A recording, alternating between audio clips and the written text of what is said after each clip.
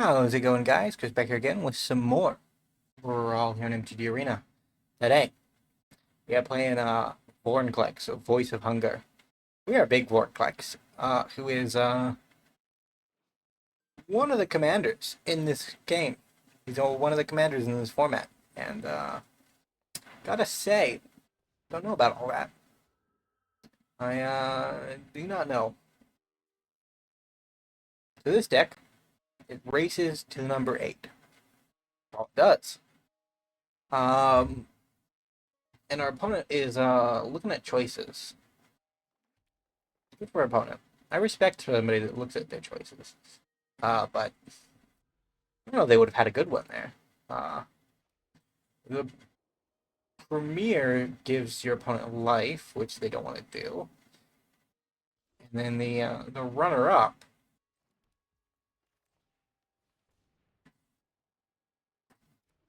ramp, or runner-up 1-mana removal, gives your opponent a land, which they really don't want to do. Like, there's not a lot of good choices when your opponent is just singularly focused on a single task of counting to 8. And we're nearly there. We're halfway there. Anyways, next turn, if we draw a land, we'll go up to 6, which is... I guess we drew a land. More nearly there than we were expecting ourselves to be.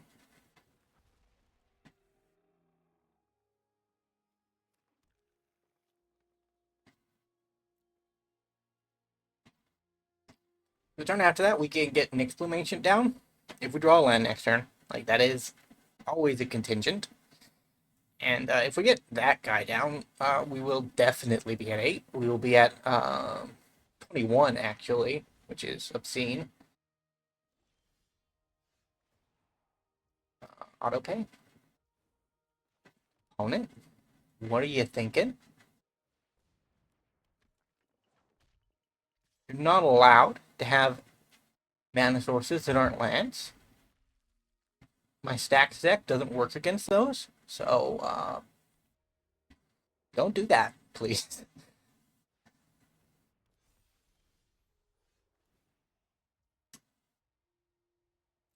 So it is the right one. It's just tapped.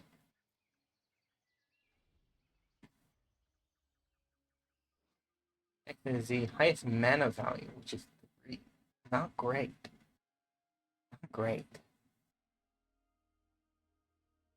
I've counted to 8, opponent. You legally can't stop me now.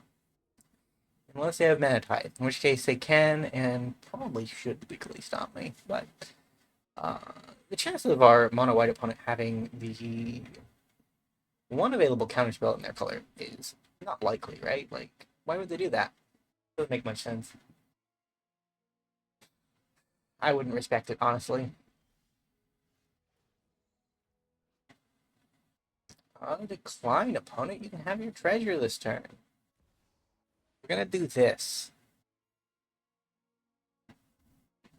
And see where we go from here. So, best case for our opponent, they have a 2-mana removal spell that they can cast off their Arcane Signet and their treasure. And they don't have to worry about Vorinclex being silly. Worst case scenario, their removal spell is 3 mana plus. Yeah, like that one. He doesn't even do it, unfortunately. Doesn't even do it. That's pretty bad. And then next turn this happens.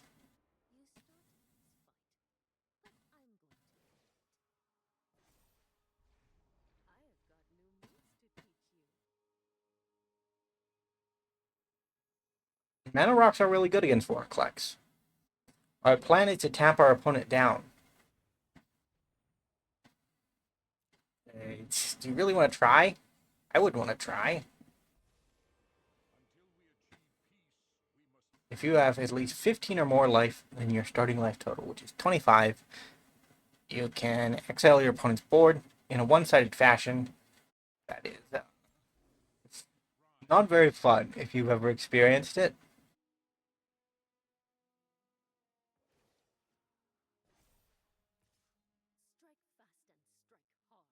Ouch. Don't do this to me, opponent. Oh, I'm losing. That's kind of sad. Decline again, opponent.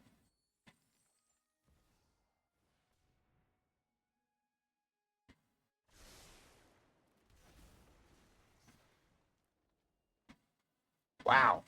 A lot of triggers. I do not know what half these cards do. That one. I guess I gotta look for an elf now? Till you reveal an elf. I guess I don't have an elf. I do have an elf. Okay, Aftermath Analyst. Yeah, sure.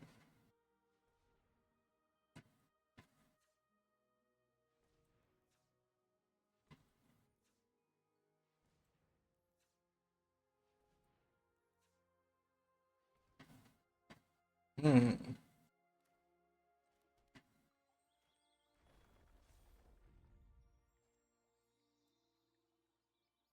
Rain again? This one.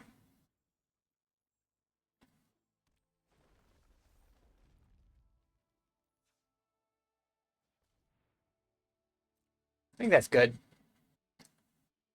Um,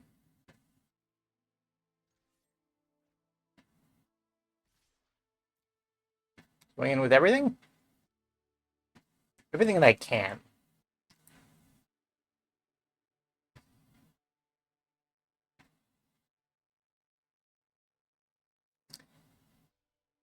There's still some loss to be had here.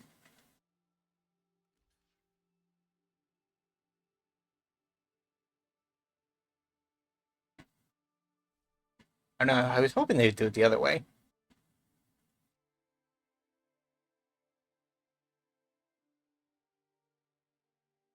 But this is probably the more correct way.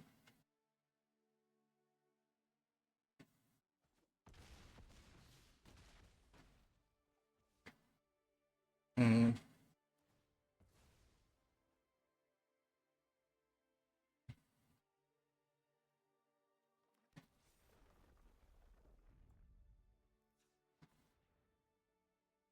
I'm gonna leave it off here.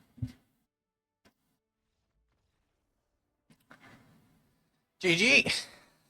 That's how the deck should work. Short, brutal, like our good friend Vorinclex. Uh, does it work that way? Not generally. No. It generally does not end up that well, but it's good that we got to see it on the first try. We'll go on to a game two.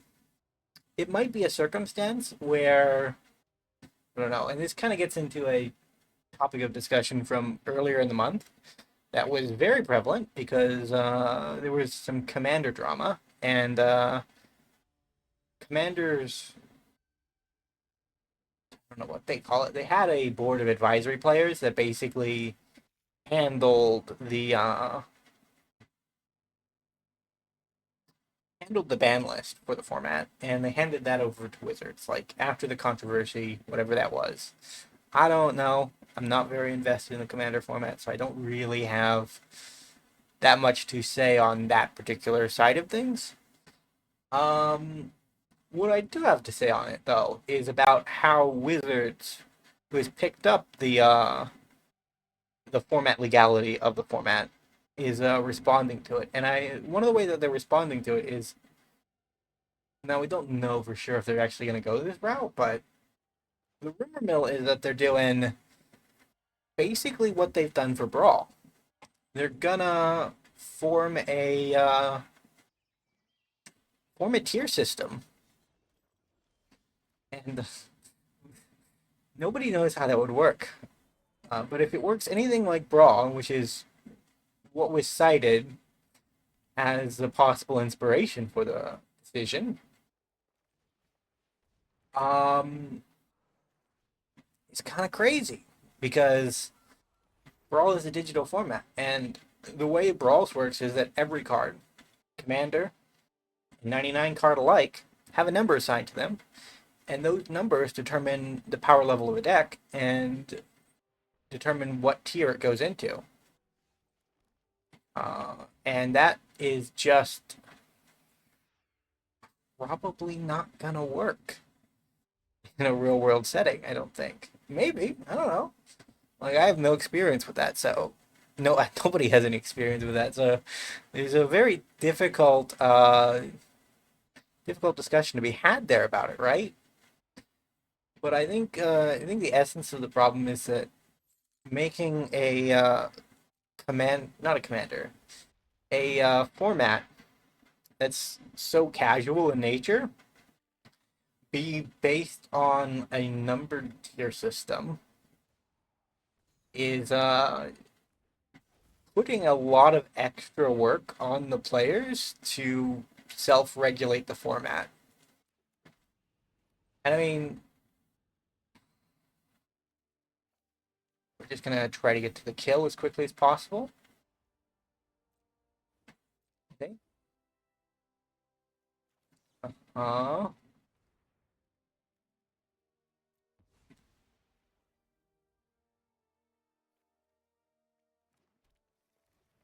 and I think it's just kind of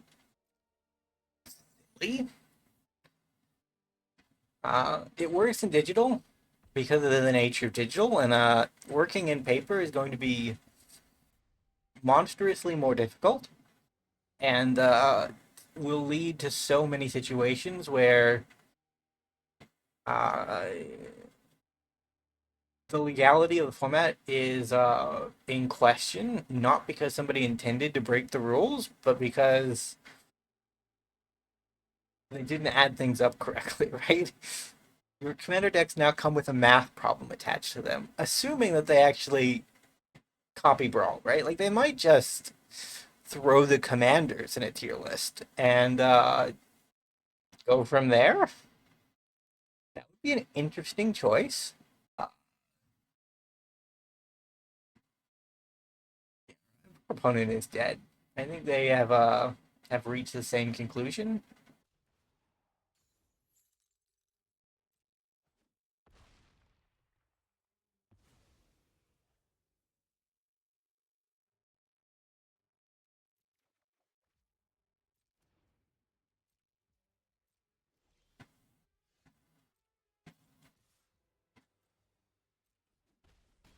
GG.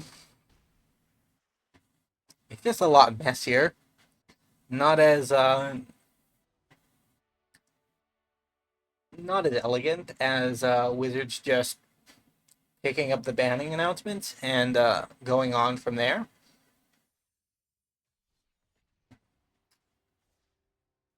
Although it is in, I will say it is in the spirit of the format in a way. Like, in my rudimentary understanding, right? Like, Commander has been a casual format since its inception, and having a pseudo ban list that kind of, I don't want to say self-regulates itself, but is softer than the traditional ban list that Wizards makes is something good for the format, right? Like, when the format came about, I'm gonna search for a land.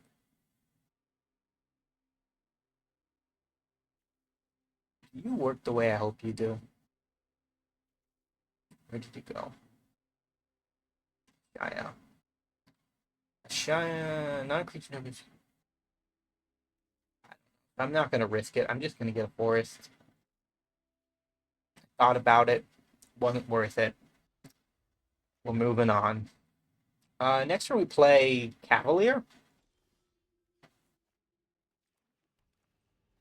Um, but as I was thinking out, hey, that's rude. That's rude. Those were some of my best cards. Oh, sad times. Sad times. Um, it does make a little bit of sense to have it be a softer format than other formats. Maybe I need to, maybe I need to...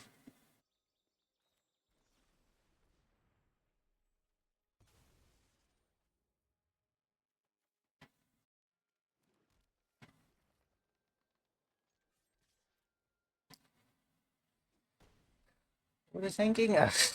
Oh, I've always had a hard time having a conversation and playing the game at the same time. It's bad, man. I don't mean to, but this is an interesting enough topic to get me discussing and theorizing in my own head about it. Rude opponent. Why would you do this to me? Does it have something to do with the Vorinclex I'm about to play? It wouldn't though, right? Like, it wouldn't be that bad. I don't think so anyways. Yeah, so the future of the Commander format is kind of a bit in flux at the moment, and that's not great. I feel like Wizards is at the very minimum trying to be reasonable with their approach to it, but at the same time, uh, Wizards kind of didn't instigate, but like part of the reason that this boiled over, as far as I understand it, is because the commander committee ended up banning cards that Wizards printed for the format, right? Like the uh the end result was kind of, don't want to say Wizards' fault because they didn't intend for their cards to be too powerful. Like that's never something that they try to make happen. But it can and does happen on occasion. Uh, what do I want? This. I want this. Yeah. We hit hard. That's our goal. That's our plan. It's never worked before. It could work this time. And that would be great. We attack for 14. Our opponent lashes back at us for a punch.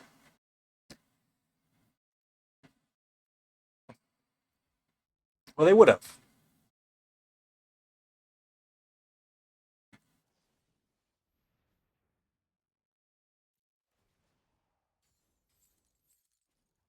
That right there is rude, opponent. You shouldn't do rude things.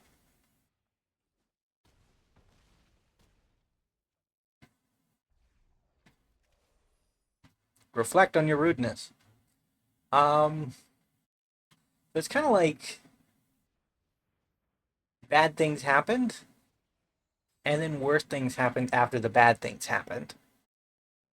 It's just not a good situation. And well, the reason it tangentially connects to us is because the solution that Wizards is trying to implement to demonstrate their understanding and their take on the format is to basically do what Brawl's been doing, despite the fact that Brawl is in a completely different circumstance and context. So I don't know if it'll work. I'm hopeful, but who knows. Either way, thank you guys so much for watching. Thank you for sitting through my rambling as we Vorinclex our opponents, which is never a nice thing to do. I'll admit that we were probably the bad guy this episode, but either way, if you enjoyed, remember to leave a like, subscribe to the channel, and I will see you in the next episode. Bye for now.